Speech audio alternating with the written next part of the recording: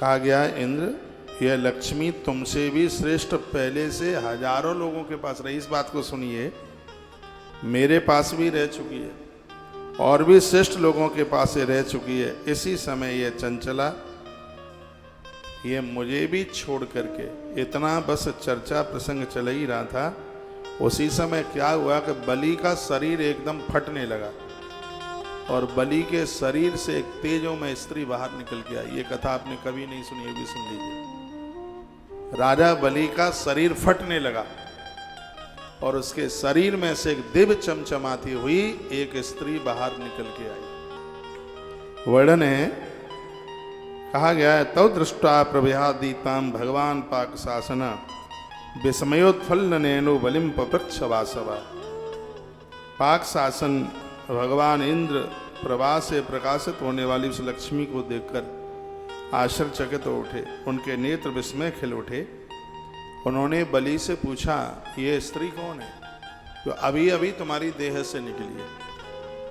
तुम्हारे शरीर से जो स्त्री निकली है वो कौन है? बले के यम पक्रांता रोच मानस गंडनी त्वत्स्ता सके यूरा दीप्यमाना सुतेजसा। इंद्र बोले, बलि है बेणी धारण करने वाली कांति में कौन सुंदरी स्त्री तुम्हारे शरीर से बाहर निकल के आई है। इसकी भुजाओं में बाजूबंद शोभा प्राप्त कर रहे हैं, सोने जैसा कंचन युक्त इसका शरीर है। इसके बारे में बताओ, ये कौन है? बलि की देह से निकल के बाहर आई थे। याद रखिएगा, अस्वस्थामा बलिर्व्यासो हनुमांश विभीषण कृपा परशुरामश सत्यता चिरजीवन। इन सातों चिरंजीवों की जो भी कोई कथा सुनेगा उसको आयुष मिलेगा। आप बीमार न हो, हम बीमार न हो, इसलिए तो कथा सुना रहे हैं। आयुष उम्र लंबी हो, कोई कष्ट न हो किसी भी प्रकार का, इसलिए तो कथा सुना रहे हैं। इसलिए इसे जरूर सुनिए, बच्चों को भी सुनाइए, अपने पति को सुनाइए, अपनी घरवाली को सुनाइए, माई बाप को सुनाइए, कथा जरूर सुनिए। तो जब इंद्र ने पूछा कि तुम्हारे शरीर से अभी अभी ये स्त्री प्रकट हुई है, ये कौन है? तो बलि ने जवाब दिया कि न हीमा आसुरीम वेदमी न देवीम च न मानुषीम। ना तो ये कोई मनुष्य है ना ये कोई आसुरी शक्ति है, मुझे पता है। पति कौन है पर ये मुझे नहीं मालूम। ये आसुरी शक्ति नहीं है, ये मुझे पता है। और ना ये कोई मानुषी है, ये भी मुझे पता है। लेकिन ये है कौन, ये मुझे नहीं पता। बलि ने जवाब दिया, तन्मिक्षा पृक्षवामा अष्टमितेक्षण कुर्वा सवाहे। इंद्र ये कौन है नारी, इसके बारे में मुझे जानकारी नहीं है। तो शक्रवाच कातम बलर प्रकांता रोच मानस खंडिनी अजानतो ममाक्षस्वा नाम देयम सुचस्मते। तो देवराज इंद्र ने उस पवित्र मुस्कान वाली उस सुंदर स्त्री को पूछा, कहे देवी तू राजा बलि के शरीर में से अभी अभी निकल करके आई है, तुम अपना परिचय बताओगी, तुम कौन हो? कथा समझ में आ रही है कि चैप्टर बदल दूं? है आ रही होगी, बड़ी अद्भुत कथा है। बलि राजा की देह से वो स्त्री कांचन शरीर लिए हुए बाहर निकल करके आई। बलि ने कहा था कि ना ये मानसी है ना ये आसुरी है, लेकिन ये कौन है ये तो मुझे पता नहीं है। तब स्वयं इंद्र उस स्त्री को पूछने लगे। क्या पूछने लगे? वो कहने लगे, हे देवी बदकातम बलोर पक्रांता रोच मानस खंडिनी अजान तो माक्षस्व नाम ध्येयम सुचस्मते। ना तुम्हें बलि जानता है ना मैं तुम्हें जानता हूँ, थोड़ा अपना परिचय बताइए। आप कौन हैं जो अभी अभी राजा बलि के देह से तुम प्रकट हुई हो? कौन हो तुम, अपने बारे में बताइए। तो उस स्त्री ने श्री वरुर्वाच श्रीरुवाच उसने जवाब दिया, कहती है, नामा विरोचने वेदा नायम बेरोचने बलि। ना मुझे बलि जानता ना मुझे बलि का बाप विरोचन जानता। ये उस देवी ने कहा। आहुर्मा दुष्येतम विदिशेतम चमाविदु। ना मुझे तुम जानते। हे इंद्र, मैं कौन हूं तुमने पूछा है तो मैं तुम्हें बता ही देती हूं मैं कौन हूं। तो भूत लक्ष्मी मामाऊ श्री तेवम च वासवा। हे इंद्र, लोग जिसको विभूति कहते हैं, लोग जिसको वैभव कहते हैं, लोग जिसको संपदा कहते हैं, लोग जिसको धन संपत्ति कहते हैं, लोग जिसको लक्ष्मी महालक्ष्मी कहते हैं, मैं वही नारायण की अर्धांगिनी, मैं लक्ष्मी हूं। ऐसा इस देवी ने कहा। तालियां को ज्यादा तो नहीं बजा दी हैं आपने, बलि के देह से निकल करके वो नारी बोली, मैं लक्ष्मी हूँ। तम्बा सक्र जानी सी सर्वदेवा न विदु, भूत लक्ष्मी तमामाहु श्री तेव चवासवा, जिसको लोग श्री कहते हैं। मैं वही लक्ष्मी हूँ, मैं नारायण की अर्धांगिनी हूँ, मैं लक्ष्मी हूँ। संपूर्ण देवताओं को भी मेरे विषय में कुछ ज्ञान नहीं है, मेरे बारे में उन्हें भी ज्ञान नहीं। तो इंद्र कहते हैं किमिदम तुम मम कृते उताहो बल न कृते, ऐसा क्या कारण बन गया है कि जिसकी वजह से राजा बलि के हृदय से तुम बाहर निकल के आ गई हो, उसके शरीर से तुम बाहर निकल के आ गई। दुस्सहे विजहारे न चिरन संभाषणी सती, हे देवी चिरकाल तक राजा बलि के शरीर में तुमने निवास किया, अब ऐसा क्या हो गया है कि तुम वहां से निकल करके और मेरे सामने आ गई हो, तुमने राजा बलि का शरीर त्याग दिया है, ऐसा क्या कारण बना है। इंद्र कहते हैं कि मैं जानना चाहता हूँ कि तुम बलि को क्यों छोड़ रहे, ये गरीबी क्यों आ जाती है, दरिद्रता क्यों आ जाती है, बहुत वैभव होता है, संपदा आती है, फिर वो लोग कंगले हो जाते हैं, कंगाल हो जाते हैं, उनके इतने ठाट बाट होते हैं, इतनी ज़मीनें होती हैं, सब बिक जाती हैं, मकान बिक जाता, दुकान चली जाती, खाने के लाले पड़ जाते हैं, ये सब ऐसा कैसे हो जाता है। ये वही चैप्टर है, वही सुन लीजिए। राजा बलि के पास में बहुत वैभव था, सब कुछ चला गया, यहाँ तक कि उसको दैत्य से उसको पशु बनना पड़ा, खर बन गया, वो गधर्व बन गया, सब कुछ चला गया। ऐसा कैसे हो गया ये? आज भी बहुतों के साथ ये ऐसा हो जाता है। ये मां लक्ष्मी ने खुद अपने मुख से बताया। लोग गरीब क्यों हो जाते हैं, लोग दरिद्र क्यों हो जाते हैं, सुन लो ये कथा, आपके काम ही नहीं आएगी, जीवन बदल जाएगा इस कथा को सुन करके। ये कथा हमसे गलती नहीं होने देगी, गलती नहीं होगी, ऐसा चरित्र है ये। तो उस देवी ने बताया कि मैंने बलि का क्यों त्याग कर दिया। तो कहते सत्य स्तास में दाने च व्रते तपस चई वही, पराक्रमे च धर्मे च परासीनस ततो बलि। कहा मैं सत्य दान व्रत तपस्या और पराक्रम जहां ये चीजें होती हैं वहीं मैं निवास करती हूं। क्या क्या कहा? जहां पर सत्य है, दान है, व्रत है।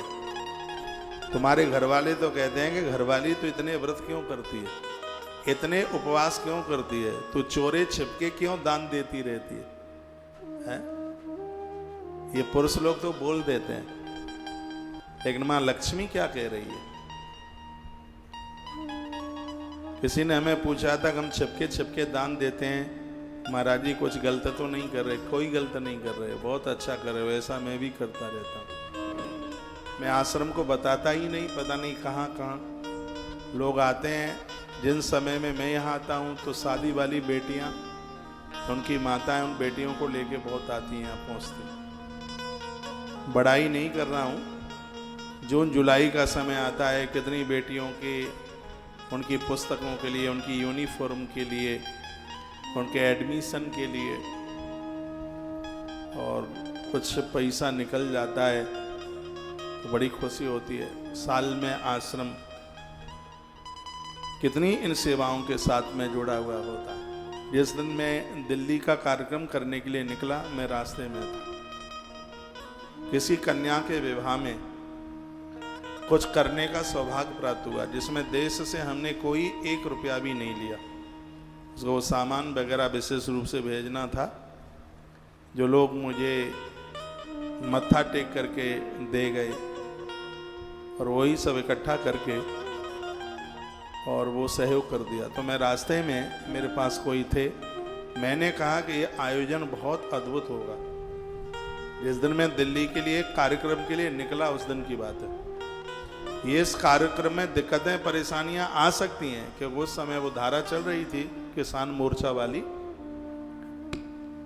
पर मैं रास्ते में बोला कि इस आयोजन के परिणाम बहुत अच्छे होंगे, आयोजन बहुत अद्भुत होगा।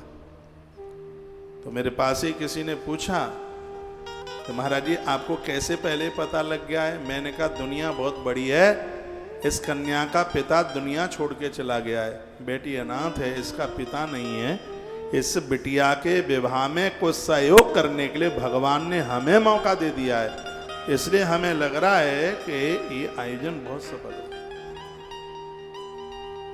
और वही हुआ। तो यहां मां लक्ष्मी क्या कह रही है सुनिए। मैं कैसे लोगों को ठुकरा करके चली जाती हूं और कौन सी जगह पर मैं बैठ जाती हूं जहां जिस जगह को मैं छोड़ के नहीं जाती। दोनों बातें मां लक्ष्मी ने बताई। जब वो बलि राजा की देह से निकल के बाहर आ गई और इंद्र ने पूछा कि तुमने बलि को क्यों त्याग दिया, तब मां लक्ष्मी बता रही है। वो कहती है सत्य स्तास दाने च व्रते तपस चैवई पराक्रमे च धर्मे च पराचीनस ततो बलि।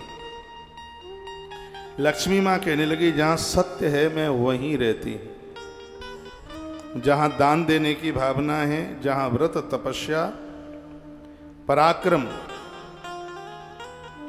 जिनकी बुद्धि धर्म में निवास करती है, मैं वहीं रहती हूं। तुमने कहा कि बलि को क्यों छोड़ के जा रहे हो, तो इस समय बलि के पास ना सत्य रहा ना व्रत रहा, इसके पास धर्म भी नहीं रहा, इन सब चीजों से अलग हो गया। ये पहले ब्राह्मणों के बहुत हितैषी थे। लक्ष्मी माँ क्या कहती है, ये पहले ब्राह्मणों के बड़े हितैषी थे, रोज यज्ञ करते थे। बलि राजा कभी झूठ नहीं बोलते थे, जितेंद्रिय थे, ग्रस्त होकर के भी ये परिपक्व ब्रह्मचारी थे। ये माँ लक्ष्मी कहती है कि जिसकी इंद्रियां लोलुप नहीं है, जिसने अपनी इंद्रियों को साधा है, उसके घर में मेरा वास होता है। माँ लक्ष्मी कहती है उनके पास मैं होती हूँ। किंतु आगे चलकर इन्होंने ब्राह्मणों के प्रति दोष दृष्टि की। हवन करते थे और लोगों से कहते थे कि यज्ञ में मेरे ही नाम की आहुति डालो। इन्होंने ब्राह्मणों को बंदी बनाकर जबरदस्ती से यज्ञ में उनसे अपने नाम की आहुति डलाई, ब्राह्मणों से अपने नाम का जप करवाया। एक दिन की बात थी, इनका मुंह जूठा था। किसी ब्राह्मण ने कहा कि घी स्पर्श मत करो, तुम्हारा मुंह जूठा है। इन्होंने कहा कुछ नहीं होता, घृत में मेरा वास होता है। और जूठे मुंह से इन्होंने स्रवा भरे घी को अपने हाथों से स्पर्श किया। माँ लक्ष्मी कहती है कि जूठे हाथों से किसी को प्रणाम करना, जूठे हाथों से आरती में खड़े होना, जूठे मुंह से आरती में खड़े होना, जूठे मुख से ग्रंथ पढ़ना, ध्यान रखिएगा, जूठे मुख से ग्रंथ पढ़ना, धार्मिक किताबें पढ़ना और जूठे मुंह से भगवान का प्रसाद पाना। इसलिए भोजन करते समय कभी भी भगवान का प्रसाद नहीं लिया जाता, ध्यान रखना इस बात का। जूठे मुख से भगवान का प्रसाद नहीं लिया जाता। भगवान का प्रसाद लेने के लिए मुख शुद्ध ही होना चाहिए। और माँ लक्ष्मी कहती है ये बलि ने सब गलतियां करी हैं। जूठे मुख से इसने घृत को स्पर्श किया, स्रवा को स्पर्श किया, झूठे मुख से इसने ग्रंथ को स्पर्श किया। ये गलती इन्होंने की है। इन्होंने ब्राह्मणों से जबरदस्ती से अपने नाम की आहुतियां डलवाई। जो अपने जय जयकारे चाहते हैं, अपनी पूजा चाहते हैं, उसके तो पुण्य छीण होते हैं। जो अपनी आराधना, अपनी पूजा चाहते हैं, अपना बड़प्पन, अपनी बड़ाई चाहते हैं। इंद्र तुम बताओ ये कोई बात है कि ब्राह्मणों की संध्या बंद करा करके और ये अपनी संध्या कराने लगा। सूर्य को अर्घ देने की बजाय ये कहता है कि मेरे सन्मुख खड़े हो जाओ और जल का लोटा मेरे ही सामने चढ़ाओ। ये स्वयं में ही ईश्वर बना, प्रभुता पाए ताए मद नाए। खड़े खड़े रो रहे हैं राजा बलि, आंख में आंसुओं की धार लगी हुई है। और माँ लक्ष्मी देवराज इंद्र को ये सब कुछ बता रही है। कहती है आज मैं तुम्हारे विग्रह में आ रही हूं और तुमने गलती त्रुटि करी तो ऐसे ही मैं तुम्हें त्याग के चली जाऊंगी। ये कथाएं तो हमारे और आपके लिए हैं। इन कथाओं को सुनकर के भी यदि हम न बदलें तो हमसे बड़ा अभागा कोई नहीं। और मुझे विश्वास है कि आज की कथा सुनकर झूठे मुंह से ना माला छुओगे, झूठे मुंह से ना देवताओं को छुओगे, झूठे मुंह से दुर्वा, झूठे मुंह से तुलसी, झूठे मुंह से पूजा की किसी भी सामग्री को स्पर्श नहीं किया जाता। और भूल करके घृत इत्यादि तो झूठे मुंह से स्पर्श किया ही नहीं जाता। झूठे मुख से कभी कोई ग्रंथ मत पढ़िए। वो तो इतना अपराध कमा रहे हैं, मुंह में गुटखा भरा हुआ होता है, माला जप रहे। मुंह में गुटखा भरा होता है, दुर्गा सप्तशती का पाठ कर रहे हैं। मुंह में गुटखा भरा हुआ होता है, यज्ञ में हवन कर रहे हैं। अब आप क्या कहोगे? आप कहोगे फिर भी तो उनके पास में पैसा बहुत है। इसको पैसा नहीं माना जाता। लक्ष्मी कहती है कि धन वही है जिस धन से मंदिर बने। लक्ष्मी वही है जिस धन से बेटियों की शादी हो। माँ लक्ष्मी कहते हैं धन तो वही है जिस धन के द्वारा कुआं खोदे जाएं, बावलियां बनाई जाएं, रास्ते बनाए जाएं। ये मैया कहती है, स्वयं अपने मुंह से कह रही है। कहती है कि लक्ष्मी का असली रूप तो वो है जिस धन से सत्कर्म हो रहा है, और उसी को लक्ष्मीवान समझिए, उसी को धनवान समझिए। जिनका धन धर्म में लगा है, जिनका पैसा दवाई में जा रहा है, जिनका पैसा बीमारियों में जा रहा है, जिनका पैसा अपने भोगों में नष्ट हो रहा है, माँ लक्ष्मी कहती है वो मेरा रूप है ही नहीं, वो तो अलक्ष्मी है, वो तो कुलक्ष्मी है। लोग कहते हैं जो उठ पटांग काम कर रहे हैं उनके पास बड़ा पैसा है, वो कहते हैं उनके पास बड़ा पैसा है। माँ लक्ष्मी कहती है वो धन का रूप है ही नहीं, वो धन का रूप नहीं है। धन का अर्थ होता है प्लस, जो वृद्धि करता है, जो बढ़ोतरी करता है। और वृद्धि तो उसमें होती है जब धन धर्म में लगता है। माता लक्ष्मी ने बलि की देह से निकल करके जो बातें कही थी वो अद्भुत थी। उन्होंने कहा कि मैं इसके शरीर में रही तो इसने रास्ते बनवाए, इसने वृक्ष लगवाए, इसने सांपों के लिए दूध की व्यवस्था की। पूरे नाग लोक में बलि राजा के द्वारा गौ माता का दूध जाता था। बहुत बड़ा बोल वाला था। जहां ये चलता था तो 3 तरह की हवा चलती थी, शीतल, मंद और सुगंध। इतने अद्भुत कार्य किए, कभी झूठ नहीं बोला बलि। तब तक मैं इसके हृदय में रही। लेकिन जब स्वयं ही अपने आप में ईश्वर बन गया, इसने नित्य नियम मर्यादाओं को इसने छोड़ा। कहा आचार्यों ने मना किया था कि तुम्हारा मुंह झूठा है, इसने आंखें निकाली आचार्यों के ऊपर। इसने उनके ऊपर रोष किया, और रोष ही नहीं, उन आचार्यों से, ब्राह्मणों से इसने यज्ञ में अपने नाम की आहुतियां डलवाई। मैं बहुत आग्रह पूर्वक निवेदन करूंगा, अपनी पूजा मत चाहिए, अपने जय जयकारे मत चाहिए। तुम इस धरती पर दूसरों का कल्याण करने के लिए आए हो। दुनिया तुम्हें भगवान माने, माला डाले, बहुत अच्छी बात है, लेकिन जो तुम्हें प्रणाम ना कर पाए उनके ऊपर आप रूठ जाएं, ये तो बिल्कुल ठीक नहीं है। नहीं तो घोर गरीबी आ जाएगी, लक्ष्मी छोड़ करके चली जाएगी, जीवन वैभव बीन हो जाएगा। ऐसी ये अद्भुत जो कथा है वो माँ लक्ष्मी के द्वारा ये बात बताई जा रही है। का यज्ञशील सदा भूता मामे भजन स्वयं। जब तक ये राजा यज्ञशील रहा, यज्ञ करता रहा, मैं इसके पास बनी रही। प्रोवाच लोकान मूढ़ात्मा काल गोपिन निपीड़ियतः। काल से यह भी पीड़ित होते हुए मोहित होता हुआ, और इसने लोगों से, ब्राह्मण देवताओं से अपनी पूजा चाहिए, उनके ऊपर आदेश करता था। ब्राह्मणों से हमेशा प्रार्थना की जाती है, ब्राह्मणों से प्रार्थना की जाती है, ब्राह्मणों के ऊपर आदेश नहीं किया जाता। पिताजी से प्रार्थना की जाती है, आदेश नहीं किया जाता। माँ के सामने प्रार्थना की जाती है, आदेश नहीं किया जाता। पति के सन्मुख नारी प्रार्थना कर सकती है, आदेश नहीं कर सकती। ध्यान रहे इस बात के लिए। तो अपाकृता तथा सक्रह त्वयि त्वाशत वासवः अप्रमेतेन धार्य अस्ति तपसा विक्रमेण च। हे इंद्र, इस प्रकार इनके द्वारा तिरस्कृत होकर अब मैं तुम में निवास करने के लिए जा रही हूं। तुम्हें सदा सावधान रहकर तत्परता के साथ में पराक्रम के द्वारा मुझे धारण करना चाहिए। तो देवराज इंद्र ने कहा, हे मां, मेरे पास इतनी शक्ति नहीं है। सुनो माताओं, देवराज इंद्र ने कहा, हे देवी मां लक्ष्मी, मेरे पास तो इतनी शक्ति नहीं है मैं तुम्हें धारण कर लूं। तुम कभी मेरे पास जाए नहीं, मैं तुम्हें धारण कर लूं, इसके लिए मुझे क्या करना चाहिए? तो माता लक्ष्मी ने कहा कि 5 चीजों को स्वीकार कर लो, मैं तुम्हें कभी छोड़ के नहीं जाऊंगी। वो बात हमारे और आपके लिए भी कही जा रही है। माता ने कहा नैव देवोन गंधर्वो ना असुरोण च राक्षसा यो मामे को विश्वंती सक्त कश्यप पुरंदर। लक्ष्मी ने कहा हे पुरंदर, देवता गंधर्व असुर और राक्षस कोई भी अकेला शरीर से मुझे धारण नहीं कर सकता। वो यदि उसके पास 5 चीजें नहीं हैं तो उसके अंदर ताकत नहीं है कि वो मुझे और मेरे पति को धारण कर ले।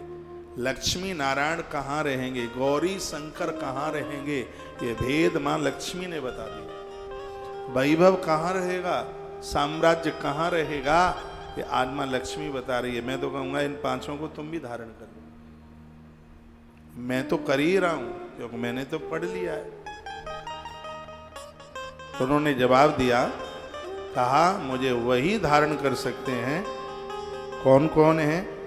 कहती है स्तासप नित्यम देवेंद्र कथा तय निबोध तत् वेदना वे दृष्टेन चतुर्धा विभजिस्वमाम। उन्होंने कहा हे देवेंद्र, मैं जिस उपाय से तुम्हारे निकट सदा निवास करूं उसको आप सुन लो। वेद विदित यह बात है, मैं अपने आप को बांटे देती हूं, मैं इनमें बट जाती हूं।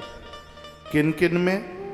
मैया कहते हैं भूमिरेव मनुष्येषु धारिणी भूत भाविनी साते पादम तत्क्षेता समर्था ये तमे मति। मैया कहती है सबसे पहले धरती, जो प्रातः जागेगा, भूमि को वंदन करेगा, पूजन करेगा, किसी की जमीन का हरण नहीं करेगा, धरती के ऊपर वृक्ष लगाएगा, धरती के ऊपर फूल पौधे लगाएगा, धरती को जो वंदन प्रणाम करेगा, मैं कभी उसको छोड़ करके नहीं जाऊंगी। जो धरती का दान करेगा, धरती की महिमा समझेगा, प्रातः जागकर मत्था रखकर धरती को वंदन प्रणाम करेगा। समझ लो ये बात, कोई नहीं बताएगा ये तुम्हें बातें, इसलिए ठीक से इसको समझ लो। सो मत समझ लो, ये बातें आपके काम आएंगी। मैया कहते भूमि रेव मनुष्येषु, जो मनुष्य भूमि को मां मानेंगे, उसको माता मानेंगे, दूसरी की धरती का अपहरण नहीं करेंगे, धरती पर पेड़ पौधे लगाएंगे, रोज जाग करके धरती को प्रणाम करेंगे, पूजा में बैठते समय जो धरती को प्रणाम करेंगे, उसे वंदन करेंगे, उसे मां का रूप देंगे, उसके हृदय में मेरा वास होगा, वहां मैं टिकूंगा। कितनी मलूक बात कही, कितनी अच्छी बात कही। जरूरतमंद जगहों पर धरती का दान करेंगे। ये तो बड़ा लंबा चैप्टर है, इसमें बताया कि पोखरों के लिए, सरोवरों के लिए, कुएं के लिए, बावली के लिए, मरघट शमशान घाट के लिए, देवालयों के लिए, गौ सदन के लिए, निकलने के लिए, राजमार्ग के लिए, रास्तों के लिए जो भूमि का दान करेगा, उसके हृदय में और उसके घर में मेरा वास होगा। वो मुझे सहन कर देगा, वो मुझे धारण कर लेगा। पहला उन्होंने ये बताया, मैंने बहुत बार कथाओं में बोला है, शायद आपको ध्यान में आ जाएगा। मेरे गुरुजी भी इस बात को बोलते हैं कि जो प्रातः जागते हुए धरती माता को मत्था रख करके प्रणाम करते हैं, कुबेर का बटुआ खाली हो सकता है, आपकी जेब खाली कभी नहीं होगी। समुद्रे वसने देवी पर्वतस्तन मंडले विष्णु देवी नमस्तुभ्यं। ऐसी भगवान नारायण की जो पत्नी है धरती माता, उसे नित्य वंदन कीजिए, रोज प्रणाम कीजिए, मत्था रख के प्रणाम कीजिए। जो धरती का आदर करता है, माँ लक्ष्मी कहती है, उसके विग्रह में मैं बैठ जाती हूँ, उसको छोड़ करके मैं नहीं जाती। पेड़ लगाइए, पौधे लगाइए, हो सके तो धरती का दान कीजिए, वहां पर उद्यान लगाइए, बगीचे लगाइए, कुआं, बावली, पोखरे, भूमि को सजाइए, वहां पर मेरा वास होगा। वह श्लोक में बीच में बोल दूं, अश्वस्थामा बलिर्व्यासो हनुमान विभीषण कृपा परशुरामश्च सप्तईता चिरजीवन। इन 7 की जो कथा सुनेगा वह लंबा आयुष प्राप्त करेगा और निरोगी बन करके जीवन जिएगा। मृत्यु उसकी अस्पताल में नहीं, घर की देहली के अंदर उसकी मृत्यु होगी। या तो कोई घर में मरे या वन में मरे। तपस्वी अपनी कुटिया पर मरता है, और धरती की रक्षा करने वाला, ठीक से गृहस्थी जीवन जीने वाला दिल्ली के अंदर मरता है, तपस्वी जंगल में मरता है, और वीर रण में जाकर के अपने प्राणों को छोड़ता है। तीनों की गति होती है। तो लक्ष्मी माता बलि ऐसे खड़े हुए थे, मैया इंद्र से बात कर रहे थे, और उसने कह दिया, बता दिया, भूमि रे मनुष्य व धारणी भूत भावनी, वो मुझे धारण कर लेगा जो धरती का आदर करेगा, धरती का मान करेगा, और मैं वहां स्थिर हो जाऊंगी। तत्पश्चात दूसरी बात कही मैया ने, द्वितीयम शक्रपादम में तस्मान सुनितम कुरु। दूसरा सुन लीजिए, दूसरा क्या है? जो जल का आदर करेगा, पानी का आदर करेगा, प्यासे को जल पिलाएगा, जरूरतमंद लोगों को पानी देगा, पूजा में जल को स्वीकार करेगा, जल के द्वारा सूर्य को अर्घ देगा, जल के द्वारा देवताओं को स्नान कराएगा, वृद्धों को जल पिलाएगा, जो जल का महत्व समझेगा, जो पानी का दान करेगा, जो पानी को गंदा नहीं होने देगा, जल को महत्व समझेगा, क्योंकि मेरे पति नारायण जल में वास करते हैं, इसलिए उनका नाम नारायण है। जो जल का सदुपयोग करता है, मैं उसके जीवन में गरीबी नहीं आने देती। ये मां लक्ष्मी के शब्द। शायद आपको ध्यान हो, एक दिन मैंने निवेदन किया, आपको यदि घर में बरकत आप चाहते हैं तो घर के प्रमुख दरवाजे पर पानी के छींटे लगाओ, पाइप के द्वारा उड़ती हुई धूल को दबाओ। वहां पर जल की भारी महिमा, पेड़ में जल डालो, प्यासे को पानी पिलाओ, पूजा में जल का प्रयोग करो, जल को गंदीला मत होने दो। नदियों में जल होता है, इसलिए नदियों की पूजा होती है। जो जल का मान करेगा, जल का आदर करेगा, जल को गंदा नहीं होने देगा, हे देवराज इंद्र, उसके हृदय में मैं आके बैठ जाती हूं। पानी की बड़ी महिमा, जल के बिना तो कोई काम ही कहां चल। बैसाख का महीना चल रहा है, इसकी बड़ी महिमा हो गई है। इसमें जल का दान बहुत, मेरी बड़ी श्रद्धा है, मेरी निजी श्रद्धा है बहुत पानी में, जल में। पहले के लोग बड़े होशियार होते थे, इसलिए जगह जगह प्याऊ लगवाते थे। बहुत बहुत धन्यवाद, यूट्यूब पर सुन रहे हैं और आपके बड़े अच्छे अच्छे मैसेज आ रहे हैं, और बीच बीच में मैं पढ़ भी रहा हूँ, आप लिख रहे हैं कि बड़ी अच्छी जानकारी मिल रही है। हर रोज अच्छी जानकारी मिलती है। आज तारीख 7 हो गई है, आज है 7 मई। मैं कितना भाग्यशाली हूँ, आज 4 वर्ष का वो दिन था। आज हमने देवताओं का आह्वान करके पूजन किया था, और 8 मई से कथा आरंभ कर दी थी। रामचरितमानस के अयोध्या कांड की कथा आरंभ की। जिस समय लोग अपने अपने घरों में पैक थे, कैद थे, बाहर निकल नहीं पा रहे थे, उस समय महाभारत का सीरियल भी बंद हो गया था। तो मेरे मन में बात आई थी, लोग इस समय बाहर निकल नहीं रहे हैं, सब घर में हैं। कोरोना से बचाव के लिए भगवान की कथाएं शुरू कर दो, घर में इनका मन लगता रहेगा। तब से लेकर के आज तक ऐसी ज्योत है वो बुझी नहीं है, बराबर जल रही है। कथाओं का दीपक जल रहा है, आनंद हो रहा है। इसके लिए मैं भूरी भूरी बड़ाई प्रशंसा आपकी करूंगा। आप सब लोग जुड़े रहे हैं बराबर, इसलिए अनवरत ये कथा चल रही है। पूरी दुनिया का सर्वेक्षण किया जाए तो एक सीधाम वृंदावन तुलसीवन आश्रम की ऐसी व्यासपीठ है जहां 4 वर्ष पूरे होने पर एक दिन भी कथा ने एब्सेंट नहीं ली, बरकरार। भगवान की बड़ी कृपा है, लोहे के मशीनरी की भी कई बार उसकी सर्विस हो जाती, लेकिन यहां इस पवित्र व्यासपीठ से, जिस व्यासपीठ पर मैं बैठा हूं, 501 दिन तो इस व्यासपीठ ने अनवरत लग के कथा गाई। एक दिन को भी वृंदावन छोड़ने की आवश्यकता ही नहीं पड़ी। मुझे 4 वर्ष में जो भी कुछ पुण्य मिला हो मेरे किए गए सत्कर्म के द्वारा, तो मैं एक संकल्प के साथ आपको समर्पित करता हूं। आप सब दिन दूना रात्रि चौगने के रूप में उभरे, आपको किसी भी प्रकार की कोई कमी न रहे। परमात्मा के चरणों में बड़ा प्रसन्न हो करके और ये मैं समर्पित कर रहा हूँ। आप सब बहुत आनंद के साथ जिए। हमारी दक्षिणा तो बस आपसे यही है कि जिन कथाओं को आप सुन रहे हो, इन कथाओं को सुन करके आप अपने आप का परिवर्तन करो। जो ये कथाएं हैं, ये सच घटना घटित हुई है, वही कथाएं।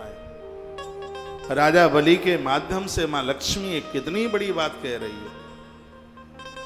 वो कहती है जो धरती का आदर करेंगे, धरती का मान करेंगे, उन्हें छोड़ के मैं नहीं जाऊंगी। जो जल का सम्मान करेंगे, पानी का सम्मान करेंगे, प्यासे को जल पिलाएंगे, सूर्य को जल देंगे, देवताओं को जल से स्नान कराएंगे, अपनी आराधना में भी जल का प्रयोग करेंगे, उनके पास में मैं स्थिर होकर के रहूंगी। नदियों का पूजन करेंगे। नदियों का पूजन करने से समृद्धि बढ़ती है।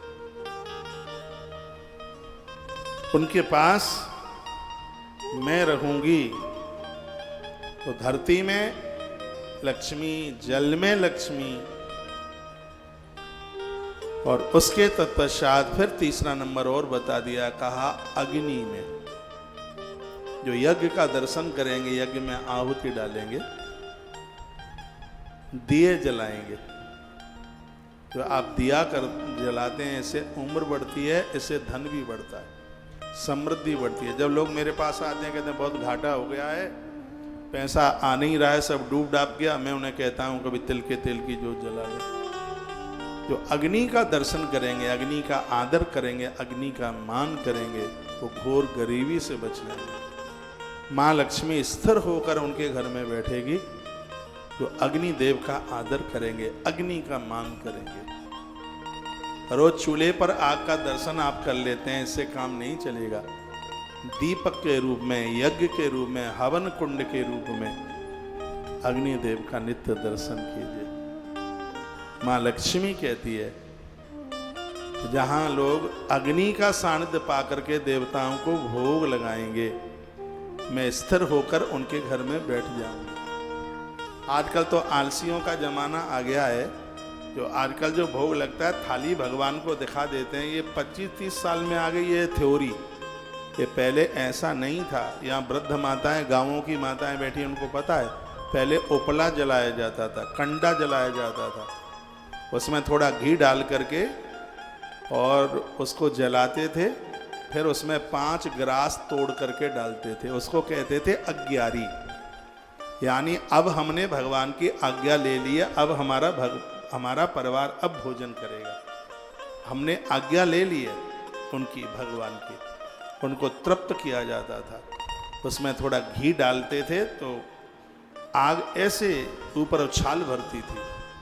फिर उसके बाद में उसमें कुछ खोट करके, छोटे छोटे टुकड़े तोड़ करके थाली में जो भी सामग्री बनती थी उसमें से उसमें डालते थे। देव प्रसन्न होता था।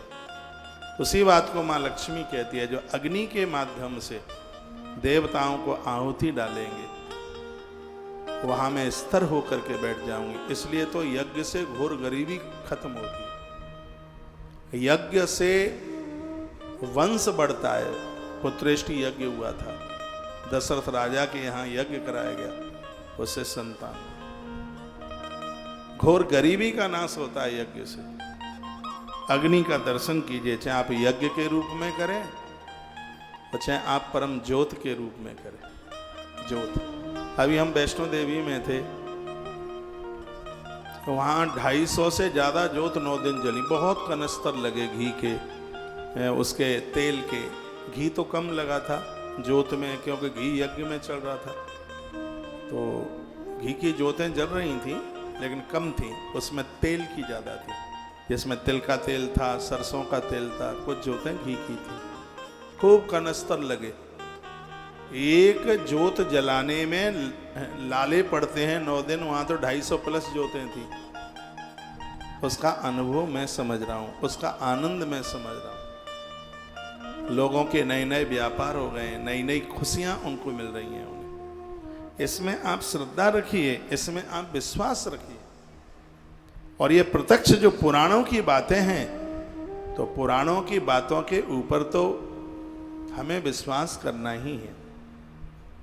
आप भी अपने घर में दिया जलाइए, जोत जलाइए। रोज नहीं जलाते हो तो अमावस्या को 24 घंटे जला दिया करो। अमावस्या को तिल के तेल की जोत जलाओ, अखंड 24 घंटे की। और पूर्णिमा के दिन शुद्ध घी की जोत जलाओ, पूरी अखंड। 14 की शाम से ही आरंभ कर दो। चतुर्दश कोई भी दिन पड़े, कोई फर्क नहीं पड़ता। चतुर्दशी की शाम से उसको आरंभ कर दीजिएगा। चतुर्दशी की रात भर जले, अमावस्या को दिन भर जले और अमावस्या को रात भर जले। फिर दूसरे दिन प्रतिपदा है, घी डालना बंद कर दो, बुझाओ मत, अपने आप वो ठंडी हो जाएगी। आप देखेंगे घर में परिवार में गूंगे बहरे पैदा नहीं होंगे, घर में झगड़े नहीं होंगे, घर में कलह नहीं होगा, घर में स्त्रियां बांझ नहीं रहेंगी, अच्छी मलुक संतान का जन्म होगा। मेरी बात मान लो, प्रार्थना है। इसमें कोई बहुत बड़ा खजाना खाली होने वाला नहीं है, खजाने में वृद्धि होगी। आप करें, इसमें आप विश्वास करें। माँ कहती है या अग्नि का आदर है, या आग का मान है, ये इंद्र ऐसे स्थान को मैं छोड़ के नहीं जाती, वहां गरीबी नहीं आती, वहां किसी की मौत नहीं होती। ये माँ लक्ष्मी कहती है। इंद्र ने पूछा था ना कि माँ हम ऐसा क्या करें जहां आप स्थिर हो जाए, तो कहती है कि जहां यज्ञ होते हैं, परहित परमार्थ के लिए जन होते हैं, अग्नि का दर्शन किया जाता है, अग्नि में आहुतियां डाली जाती है, मैं अति प्रसन्न हो जाती हूं, मैं स्थिर होकर के बैठ जाती हूं। तो अग्नि की बात कही। इंद्र ने कहा मां, तो राजा बलि ने तो बहुत यज्ञ किए थे। कहा कि यज्ञ जब तक इसने किए तब तक तो मैं बनी ही रही, जब तक इसने भगवान के लिए यज्ञ किए, परमार्थ के लिए यज्ञ किए, मैं बनी रही। जब इसने अपनी बड़ाई के लिए, अपनी प्रशंसा के लिए, अपने सम्मान के लिए लोगों से आहुतियां डलवाई, इसलिए तो इसकी देह से निकल के जा रही। अगली बात कही, जो ब्राह्मणों का आदर करेगा, ब्राह्मण का मान करेगा, घर बुलाकर उसे भोजन कराएगा, मैं उसके घर में स्थिर होकर बैठ जाऊंगी, उसे छोड़ के नहीं जाऊंगी। ये माने का था। इन्होंने ब्राह्मणों का अपमान किया था, इसलिए मैं जा रही हूं। आप मेरी बहुत बातें मानती हैं, ये भी मान लीजिएगा। आपसे हो जाए 1 साल भर आप एक ब्राह्मण पर डे जमा दो, फिर 365 दिन के बाद हमसे बात करना, आप क्या हो जाएंगे। पूरा 365 दिन एक भी दिन की एब्सेंट मत होने दो। जो बने उसको दक्षिणा दे दो, एक ब्राह्मण पर डे। ये कार्य भरतलाल जी का था। भरतलाल तो 10,000 ब्राह्मण जमाते थे। धर्मराज युधिष्ठिर 10,000 ब्राह्मणों को रोज पर डे भोजन कराते थे। प्रत्येक दिन युधिष्ठिर ब्राह्मण को भोजन कराए बिना पानी नहीं पीते थे, इतने बड़े वो ब्राह्मण भक्त थे। 3 काम भरत करते हैं रोज, तर्पण करते हैं, महादेव का अभिषेक करते हैं और ब्राह्मणों को भोजन कराते हैं। देखना रामायण की चौपाई है, सो रहे। तर्पण होम करहि वेदना,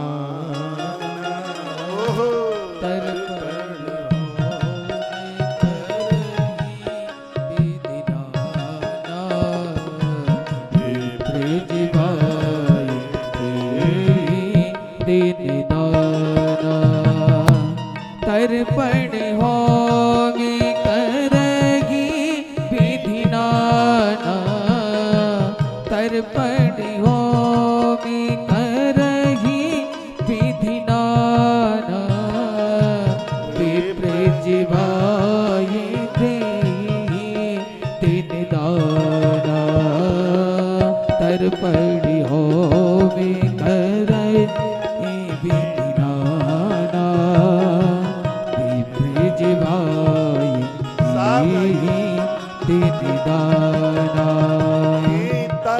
तर्पण होवे करही विधि नाना, तर्पण होवे करही विधि नाना, विप्र जीवाय देहि दिन दाना। श्री राम जय राम जय जय राम,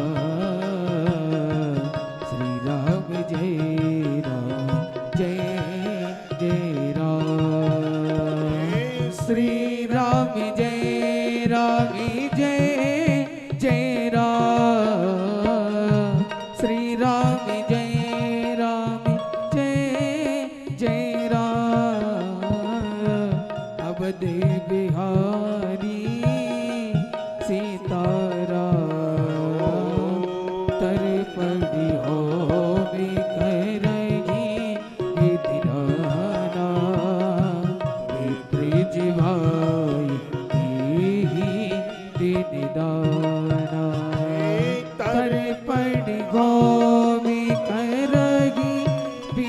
नाना तर्पण होमे करही विधि नाना प्रजभाये देहि दिन दाना तर्पण होमे करही विधि नाना प्रजभाये देहि दिन दाना।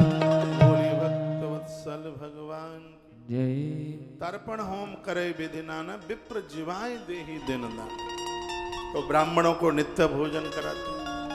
मेरे प्रभु राम भी जब वन के लिए जा रहे थे तो ब्राह्मणों को 14 वर्ष का राशन देके गए थे। इसमें श्रद्धा होनी चाहिए। पुरखों को तृप्त करने के लिए, देवताओं को तृप्त करने के लिए ब्राह्मण को भोजन। तो मां लक्ष्मी कहती है वहां में स्थिर हो जाती हूं। और अगली बात कही गई वो कहती है कि तुम्हारी अलाय वलाय उसी समय समाप्त हो जाती हैं। ये समय तुम्हारे घर का ग्रास गौ माता के पेट में पहुंच जाता है। गैया के घृत से हवन होता है, गैया के घी से ब्राह्मण भोजन होता है, गैया के घी से दिए जलते हैं। हर कार्य में गाय को बहुत शुभ माना गया। मैया ने कहा था आराधना साधना करते करते अग्निदेव प्रज्वलित ज्योत के रूप में या यज्ञ कुंड में वो प्रज्वलित। देखो ये बातें सिर्फ सुनाने के लिए नहीं है। जो आपको सुनाया जा रहा है इस पर हम उतरते हैं। इसलिए तो कथा में आके दिया जलाते हैं। दिया दिखा दो भाई साहब। और पूरी दुनिया की एक हमारी व्यासपीठ आपने देखी है जिसकी कथा में कथा चलती रहती है, दिया जलता रहता है। क्योंकि साधना आराधना में अग्नि का दर्शन मैया कहती है मैं स्थिर हो जाती हूँ। मैं अपनी बहन अलक्ष्मी को वहां आने नहीं देती। तुमने मुझे पूछा है कि तुम कैसे स्थिर होगी तो मैं तुम्हें बता देती। राजन इंद्र को कहा था हे देवराज यदि तुमने गलती की तो तुम्हें छोड़ के चली जाऊंगी। और जब इंद्र ने गलती की थी ना, अहिल्या को छुआ था, स्पर्श किया था, तो मां लक्ष्मी इंद्र को छोड़ के चली गई। तो यदि हम त्रुटि कर देंगे, गलती कर देंगे, तो ऐसा नहीं है कि लक्ष्मी हमारे बंधन में बंध गई है। देवता कभी किसी के बंधन में नहीं बंधते। अगर वो चली भी जाएगी वो तो ये 5 चीजें जो बताई हैं बहुत अद्भुत हैं। धरती, जल, अग्नि, ब्राह्मण और गाय। इस धरती पर बहुत लोग ऐसे होशियार हैं जिन्होंने गाय में भगवती लक्ष्मी का दर्शन कर लिया। गौ माता के गोबर में मां भगवती लक्ष्मी का दर्शन कर लिया। आप इसको एक मुट्ठी दाना खिला के तो देखो, आप इसको लाड़ दुलार करके तो देखो, इसकी परिक्रमा करके तो देखो, इसके गौ का दान करके तो देखो, कभी इसे स्पर्श होके देखो, इसके बीच में, इसके बच्चों के बीच में कितना आनंद आता है। गौ माता का सानिध्य पाकर कितना आनंद आता है। धरती के देवता हैं ब्राह्मण। एक कथा आती है राजा मुचकुंद की, भागवत जी में कथा आती है। भगवान कृष्ण उसके पास पहुंचेगा, वरदान मांगो। तो उसने कहा मैं क्षत्रिय बन करके तो बहुत जी लिया हूं, मन भर गया है, बस अब आप कृपा कर दो कि अगले जन्म में मैं ब्राह्मण बन जाऊं। भगवान ने कहा ऐसा ही होगा। तो अगले जन्म वो सत्यनारायण भगवान की कथा में आती है ना कथा, सदानंद, ये वही मुचकुंद जी महाराज सदानंद ब्राह्मण आकर के बने थे। इन्होंने तपस्या करी धौलागिरी की पहाड़ियों पर। श्री राधे, राजस्थान में एक जगह है धौलपुर, मुचकुंद जी महाराज की तपोभूमि रही है। भगवान श्री कृष्ण मथुरा छोड़ करके वहीं तो गए थे भागते हुए, तो गुफा में सो रहे थे श्री मुचकुंद जी महाराज। भगवान ने दर्शन दिए थे उन्हें, उन्होंने परिक्रमा करी। आज भी वो स्थान बड़ा दिव्य है। जब बच्चों की शादी शुदियाँ होती हैं तो जो मोहर की जो कलंगी होती है, इस जगह को वरदान मिला है, उसको वहीं विसर्जित किया जाता है। बिल्कुल ऑन वे है, ग्वालियर वाली सड़क पर आप चलेंगे, दाहिने हाथ पर रास्ता जाता है श्री मुचकुंद जी महाराज की गुफा। बड़े सुंदर सुंदर सरोवर घाट बने हुए हैं, बड़े सुंदर भव्य पत्थर के पाषाण के बड़े अद्भुत मंदिर बने। लक्खी मेला लगता है भादों के महीने में, देव छठ के समय पर बड़ा मेला भरता है। कभी आप उधर जाएं, यह देश तीर्थों से भरा हुआ है, उसमें भी एक मुचकुंद तीर्थ है। बड़ा अद्भुत है, मन गदगद होता है। राधा कृष्ण के बड़े अद्भुत वहाँ मंदिर बने हुए हैं, बहुत दिव्य स्थान है। उधर के लोग तो मुझे सुन रहे होंगे, आप तो जानते ही हैं, मैं पूरे देश भर को बता रहा हूँ। कभी आप इधर ग्वालियर के रास्ते जाएं, आगे निकलें तो आगरा से किलोमीटर कितना होगा, 50-60 किलोमीटर होगा। पहले इसको धौलागिरी कहते थे, आज इसको धौलपुर कहते हैं। वहीं पहले जंगल था, घोर वन था, बियड़ था। तो यहाँ पर श्री मुचकुंद जी महाराज ने तप किया। भगवान श्री कृष्ण ने उन्हें दर्शन दिए थे। भगवान ने कहा था क्या चाहते हो, तो कहा हम ये चाहते हैं कि राजा तो बन के बहुत देख लिए, बस इतनी कृपा कर दो कि अगली बार हमें ब्राह्मण बना देना, सो मैं ग्रंथ पढ़ता रहूं, पढ़ाता रहूं, सुनाता रहूं, धर्म का प्रचार करता रहूं, और यह आप कृपा कर दीजिए। भगवान ने कहा एवं मस्तु, वही सदानंद आकर के बने। ये स्कंद पुराण में भी आती है कथा, भागवत में भी है। बाद में वो मुचकुंद जी महाराज श्री बद्रीनाथ क्षेत्र में चले गए थे, वहाँ उन्होंने बड़ा तप किया। स्वयं भगवान लेने को आए थे मुचकुंद जी को।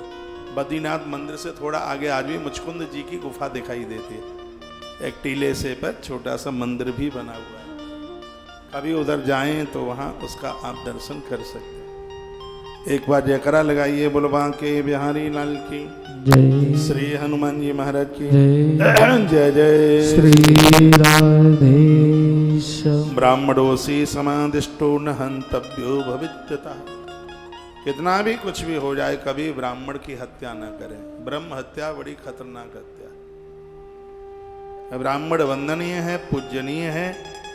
आपके घर का कुछ भी ग्रास निकल के जाता है, उसके पेट में पहुंचता है, देवता और पुरखे सब तृप्त हो जाते हैं। देखो ये दिखाई तो दे रहा है कुंड। हमारे संस्कार की टीम के द्वारा ये रिकॉर्डिंग हुई है। श्री रमेश जी दत्ता जी यहाँ दर्शन करने के लिए उधर गए थे। जाना तो मुझे भी था, टाइम नहीं मिल पाया।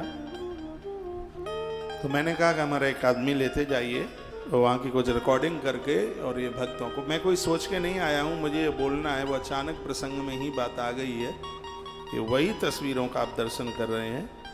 यहाँ का दर्शन बहुत शुभ है। बच्चों की आयु बढ़ती है, पुत्र पुत्र वधू में कलह हो, झगड़े हों, तो ये एक ऐसा स्थान है। बेटा और बहू को यहाँ भेजा जाता है दर्शन के लिए।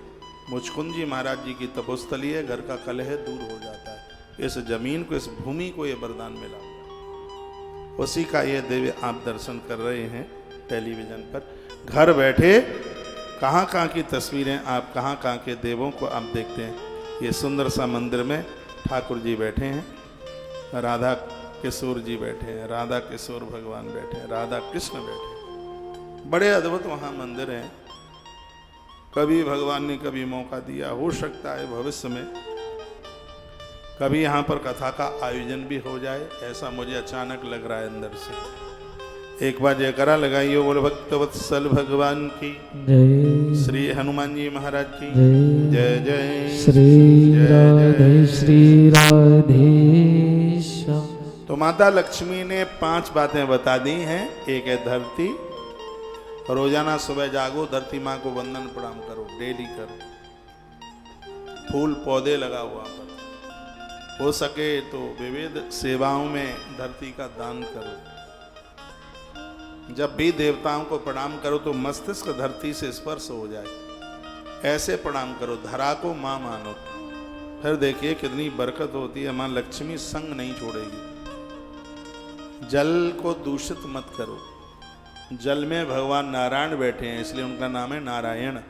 नार माने जल, अयन माने निवास। जिस जल में नारायण का निवास है, ईश्वर का निवास है, इसलिए उनको नारायण कहते हैं।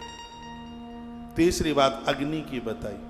ज्योत के रूप में, हवन यज्ञ के रूप में उनका हर प्रकार से आदर करो, हर प्रकार से सम्मान करो। अग्नि में जल करके आत्महत्या मत करना, कभी भी गलत काम मत करना, कभी भी। तो अग्नि की बड़ी महिमा, गाय और ब्राह्मण की बड़ी महिमा का वर्णन किया गया है। कहा गया है, माँ लक्ष्मी कहती है मैं वहाँ स्थिर होकर के आकर के मैं बैठ जाऊंगी। ये बड़ी अद्भुत बात कही। तत्पश्चात माँ लक्ष्मी इंद्र के साथ में चली गई और माँ लक्ष्मी तो चली गई राजा बलि के यहाँ से। तत्पश्चात राजा बलि समय आने पर उनको पुनः दैत्य रूप में उन्होंने अपने आप को स्वीकार किया। उन्होंने तो समझ ही लिया था कि कहाँ कहाँ मैया आके स्थिर हो सकती है। तो बड़ी क्या सुंदर कथा है। वो सीधे अपने गुरु शुक्राचार्य जी के पास पहुंचे। उन्होंने कहा, गुरुदेव आप बनो आचार्य और मैं बनूं जजमान, यज्ञ करा दो। गुरु शुक्राचार्य जी ने बहुत यज्ञ कराए, इतने यज्ञ कराए कि दैत्यों की ताकत बढ़ने लगी। और दैत्यों की ताकत बढ़ने लगी, देवता पलायित होने लगे। देवता पलायित हुए, भागे, मां की शरण में गए। तब माता ने एक व्रत किया और उस व्रत के माध्यम से उसने ईश्वर को प्रकट कर दिया, जिनका नाम हुआ भगवान वामन। भगवान वामन उस यज्ञ में पहुंचे और उस ब्राह्मण के चरण धोए। अभी तो आपने सुना है, जहां ब्राह्मण का आदर है वहां लक्ष्मी आती है। जहां यज्ञ का आदर है वहां लक्ष्मी आती है। इतने ब्राह्मणों को गोदान किया। प्रसंग में लिखा है, धरती का एक राजा बलि हुआ है जिसने 1000 बार 10 करोड़ गायों का संकल्प किया। इससे पहले कोई नहीं कर पाया, शायद बाद में भी कोई कर पाए। भगवान व्यास लिखे हैं। महाभारत के शांति पर्व में ये बात कही है जो मैं आपको बता रहा हूं। 5वां खंड है महाभारत का शांति पर्व। उसमें भगवान वेद व्यास ने ये चर्चा की है। 10 करोड़ गाय 1000 बार राजा बलि ने संकल्प किया, दिया। और उसका परिणाम आप जानते हैं, मां लक्ष्मी बहन बन करके आई थी राजा बलि की। भैया तेरे द्वार बहना बड़ी दूर से आई। और अकेली लक्ष्मी नहीं, उसने तो लक्ष्मी मां के मुंह से सुन लिया था ना कि इसका आदर करोगे तो जगह को मैं छोड़ करके कभी जाऊंगी ही नहीं। तो उसने यज्ञ भी किया, उसने गौदान भी किया। और आनंद की बात यह थी कि उसने ब्राह्मण के चरण धोए। परमात्मा वामन बन करके आए, यानी ब्राह्मण बन करके आए थे। उसने चरण धोए, चरणोदक लिया और अपने पूरी जगह हर स्थान पर ब्राह्मण चरण के जल का उसने छिड़काव किया। उसका परिणाम यह था कि भगवान चौकीदारी करते हैं राजा बलि के दरबार की। माँ लक्ष्मी चल करके आई थी, बलि राजा को उसने अपना भाई बना दिया। लक्ष्मी माँ बहुत रोई थी। बलि को बड़े बड़े आशीर्वाद मिले। येन बद्धो बलि राजा दानवेंद्रो महाबला तेर तामन बदनामी रक्षे माँ चल। जिस समय हाथ में रक्षा सूत्र बांधा जाता है, राजा बलि का नाम लिया जाता है। बलि का नाम बलिदान के साथ में जुड़ गया। दानी तो बहुत हुए, लेकिन बलि का नाम बहुत आगे पहुंचा। बलि का दान बलिदान में सबसे बड़ा दानी बलि को इसलिए क्योंकि इसके द्वारा, देखो एक भूमि की बात कही थी ना, जो धरती का दान करता है। लक्ष्मी मैया ने कहा मैं वहां आ जाती हूँ। तो पदान त्रीण दैत्येंद्र सम्मितानि पदा मम। जब भगवान ने 3 पग धरती मांगी थी तो राजा बलि ने धरती का दान किया। मां लक्ष्मी के आगमन का एक कारण यह भी था। ब्राह्मण के चरण धोए, लक्ष्मी का आने का एक कारण यह भी था। और यजन किया, अग्निदेव को प्रसन्न किया, भगवान के आने का एक कारण यह भी था। और 1000 बार 10 करोड़ गायों का दान किया, लक्ष्मी के आने का एक कारण ये भी था। ये सब बातें, कथाएं हमारे और आपके लिए कही जा रही हैं। मैंने आपको ज़्यादातर से चिरंजीवी 7 की कथा में वही कथाएं ज़्यादा सुनाई हैं जो मैंने 30 वर्ष में जिन कथाओं को पढ़ा जरूर है, लेकिन आपके बीच में वो मैं बोला नहीं। और ये मेरा कुछ एक नियम सा समझ लीजिए, ये चैप्टर की कथा होती है, मुझे उसी के ऊपर ही बोलने का ज़्यादा स्वभाव समझ लो, अच्छा लगता है। तभी जो बैनर पर लिखा हुआ है वही बोलें तो ज़्यादा ठीक है। चिरंजीवी की कथा चल रही है और वही भागवत राम कथा कहें तो आपको सुनने में आनंद नहीं आएगा, मुझे सुनाने में आनंद नहीं आएगा। इसलिए मैंने भागवत का कोई चैप्टर आपको सुनाया नहीं। कथा बलि राजा की भागवत में भी तो है। यदि मैं वो कथा आपको सुनाता तो एक कथा फिर चिरंजीवियों की कथा नहीं लगती, फिर तो वही भागवत का पृष्ठ लगता, भागवत का ही अध्याय लगता। इसलिए हमने आपके बीच में उस कथा को सुनाया है जिसमें 7 चिरंजीवों में से एक चिरंजीव है वो राजा बलि, जिसकी गरिमा बढ़ती है, जिसकी महिमा बढ़ती है। उसकी आंख में आंसू आ गए थे, भगवान के सन्मुख रो पड़ा था। भगवान से उसने मांगा नहीं, भगवान ने अपने आप दे दिया। परमात्मा ने कहा था वर्ष में 12 महीने होते हैं, 9 महीने में पूरी सृष्टि को देखूंगा, 8 महीने में पूरी सृष्टि को देखूंगा और 4 महीने में मैं अपनी दृष्टि से तुझे देखूंगा।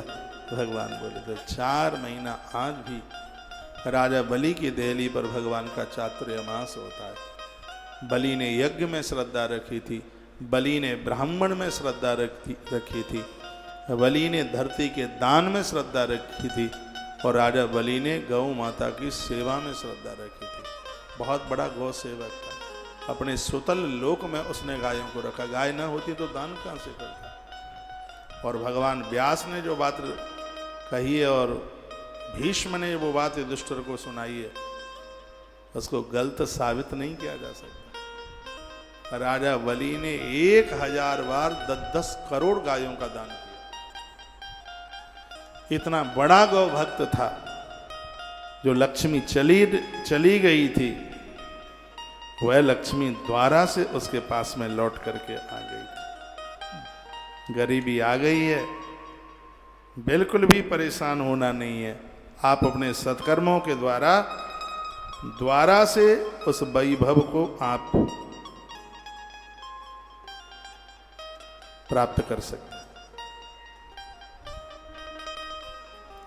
जो मैंने 10 करोड़ गायों के दान की बात कही है, महाभारत शांति पर्व में भी मोक्ष पर्व है, उसका अध्याय है 23वां और श्लोक श्लोक संख्या है 23। अध्याय भी 23 और श्लोक नंबर भी 23, जिसमें राजा बलि के 1000 बार 10 करोड़ गायों के दान करने की बात कही। इतना बड़ा दानी, दानियों की लिस्ट में उसका नाम सर्वोपरि चला गया। बलि बहुत बड़ा दानी था और आखिर में देवताओं ने उसे 7 चिरंजीवों में जगह दे दी। और उसको 7 चिरंजीवियों में जगह तब ही मिली है जब उसने यज्ञ का भारी आदर किया, गौदान किया था। उसने ब्राह्मण के चरण धो करके चरणोदक लिया था, चरणों में रो पड़ा था, गिर पड़ा था, चरण भूमि का दान कर दिया उसने, सब कुछ दे दिया। और जिसने जीवन में दिया है उसको इस प्रकृति ने बहुत कुछ वापस कई गुना करके लौटाया। हमेशा से ऐसी विदा रही है, ऐसा आनंद रहा है। रो पड़ा, कहा भगवान हम तो आपके शरण में आए हुए हैं, आपने कृपा कर दी है, बस भूलिए मत। और भगवान ने उसको अपना रिश्तेदार बना लिया, संबंधी बना लिया। ये तो आप जानते ही हैं कि पत्नी का भाई कौन लगता है, कौन लगता है। अपनों से भी पत्नी का भाई बड़ा प्यारा लगता है। पत्नी का भाई वो तो आप समझ ही रहे हैं कौन लगता है, मुझे बताने की व्याख्या करने की जरूरत ही क्या है। भगवान ने उसको अपना रिश्तेदार बनाया, वहां उसको अपना बना लिया। एक कोई श्रीमान जी पेड़ के नीचे पड़े रहते थे, महात्मा बन गए थे और उन्होंने जानकी को अपनी बहन बना लिया। वो करते धरते तो थे नहीं, आराम से पड़े रहते हैं, खाने को मिल ही जाता। तो एक किसी व्यक्ति ने कहा तुम कुछ करते धरते नहीं हो, पड़े रहते हो, तुम्हारी फिक्र कौन करेगा। वो कहता है कि हम तो राम जी के छोटे साले हैं, फिक्र वो करेंगे अपने आप, हमें काहे की चिंता है। जानकी जिसकी जीजी है तो उसके भाई को काहे की चिंता है। तो आज राजा बलि को भगवान ने स्वीकार कर लिया, अपना बना लिया और ये वचन दे दिया कि मैं 4 महीने तुम्हारे दरवाजे पर रहूंगा। देवराज इंद्र के सहित सभी देवता, 7 ऋषि भी वहां चल करके आ गए। सबने उसका महाभिषेक किया और ये घोषणा कर दी कि हम राजा बलि को, ये बहुत बड़ा गौ भक्त है, इसलिए राजा बलि को चिरंजीवियों में स्थान देते हैं, तब राजा बलि का स्थान सप्त चिरंजीवियों में उसका स्थान आ गया। और कहा जाता है अश्वस्थामा बलिर्व्यासो हनुमांश विभीषण कृपा परशुरामस्य सप्तेता चिरजीवन। गौ भक्त था, बहुत बड़ा। मैं आप सबको भी निवेदन करना चाहूँगा, कहना चाहूँगा, एक कथा मैं बहुत बार सुना चुका हूँ 3 महीने में। वो कथा ये है कि वो अर्जुन का रथ कृष्ण ने हाँका। इस बात को भी कभी भूलना मत। जितने भी मुझे गौ भक्त सुन पा रहे हैं, उसके सारथी बने। युद्ध का पूरा होने के बाद कृष्ण ने कहा, पारथ, कभी तुमने सोचा था कि मैंने तुम्हारा रथ क्यों हाँका? कभी तुमने विचार किया कि मैं तुम्हारा सारथी क्यों बना?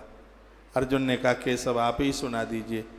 तो भगवान कहते हैं, एक दिन तुम यज्ञ कर रहे थे, कोई ब्राह्मण रोता हुआ तुम्हारे पास आया, कहने लगा, हे पारथ, मलक्षों ने मेरी गाय घेर ली हैं, कैसे भी मेरी गायों को बचा लीजिए। यज्ञ से तुम खड़े हुए, तुमने गांडीव उठाया, उस ब्राह्मण की 10,000 गायों की तुमने रक्षा की। मैं तो तुम्हारा ऋणी हो गया, कर्जदार हो गया। हे पारथ, मैं बताना चाहता हूं, जो गाय का रक्षक है, मैं उसका नौकर बन जाता हूं, मैं उसका चाकर बन जाता हूं, मैं कभी भी उसे छोड़ करके नहीं जाता। ये भगवान कृष्ण के शब्द। नहीं तो योग्यता में कोई दुष्टर कम नहीं थे, वो अर्जुन के ही सारथी क्यों बने? अर्जुन बहुत बड़े गौभक्त थे। अर्जुन जैसे युधिष्ठिर ब्राह्मणों को भोजन करा के भोजन करते हैं, अर्जुन गौ माता को चंदिया दे के भोजन करते हैं। ये संस्कार माता कुंती ने दे रखे थे। वो सबसे पहले गाय को ग्रास देते हैं गौ माता को, उसके बाद भोजन करते हैं। गौ माता के परम सेवक थे पार्थ अर्जुन। और भगवान ने कहते हैं, तुम्हारे इसी गुण के ऊपर प्रसन्न होकर के मैंने तुम्हारा रथ हाँका, मैं तुम्हारे रथ में बैठा। ये कथाएं कहानी किससे नहीं बन जाएं, इस कथा को अपने जीवन में उतारें। भूमि, जल, अग्नि, ब्राह्मण और गाय, जहाँ इन 5 का आदर है, 5 का सम्मान है, माँ लक्ष्मी कहती है, मैं खुद और अपने पति नारायण को लेकर के वहाँ स्थापित हो जाती हूँ। वो जगह को फिर हम दोनों छोड़ के नहीं जाते। ये घटनाएं राजा बलि के जीवन में घटी हैं और हमें प्रेरणा मिल रही है इन सब को सुन करके हम अपने जीवन को बदल दें। ऐसी जिंदगी हम जिएं जिस जीवन को जीने में आनंद मिले। आप हमारी इतनी बात मानते हैं तो इतनी भी मान लीजिए, एक दिया सुबह शाम जलाते रहिए, एक रोटी गौ माता के लिए निकालते रहिए। इतना तो आप मान ही सकते हैं। प्रातः जागो तो जागते समय अपना मत्था धरती माता को रख दो, प्रणाम करते समय मस्तक टेक दो धरती माता को, धरती माता को प्रणाम करो। आप देखिए घर में वैभव होगा, आनंद ही आनंद होगा, किसी भी चीज की कोई कमी नहीं रहेगी। आइए 2 पंक्तियां मेरी